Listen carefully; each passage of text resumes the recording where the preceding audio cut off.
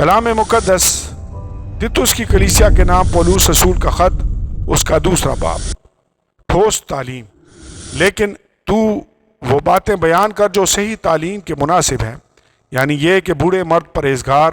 سنجیدہ اور متقی ہوں، اور ان کا ایمان اور محبت صبر صحیح ہو۔ اسی طرح بوڑھی عورتوں کی بھی وضع مقدسوں کی سی ہو،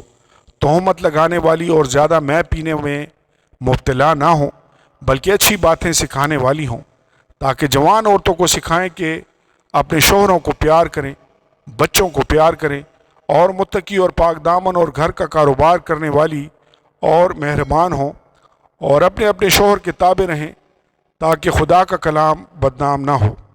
جوان آدمیوں کو بھی اسی طرح نصیحت کر کہ متقی بنے، سب باتوں میں اپنے آپ کو نیک کاموں کا نمونہ بنا، تیری تعلیم میں صفائی اور سنجیدگی اور ایسی صحت کلامی پائی جائے جو ملامت کے لائق نہ ہو، تاکہ مخالف ہم پر عیب لگانے کی کوئی وجہ نہ پا کر شرمندہ ہو جائے۔ نوکروں کو نصیحت کر کے اپنے مالکوں کے تابع رہیں، اور سب باتوں میں انہیں خوش رکھیں، اور ان کے حکم سے کچھ انکار نہ کریں۔ چوری چلاکی نہ کریں، بلکہ ہر طرح کی دیانتداری اچھی طرح ظاہر کریں، تاکہ ان سے ہر بات میں ہمارے منجی خدا کی تعلیم کو رونق ہو، کیونکہ خدا کا وہ فضل ظاہر ہوا ہے جو سب آدمیوں کی نجات کا باعث ہے، اور ہمیں تربیت دیتا ہے تاکہ بے دینی اور دنیاوی خواہشوں کا انکار کر کے اس موجودہ جہان میں پرہیزگاری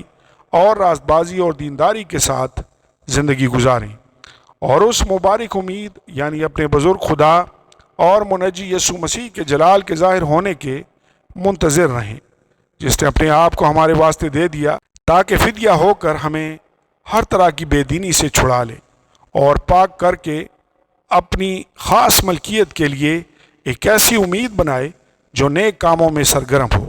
پورے اختیار کے ساتھ یہ باتیں کہہ اور نصیحت دے اور ملامت کر، کوئی تیری حقارت نہ کرنے پائے۔ آمین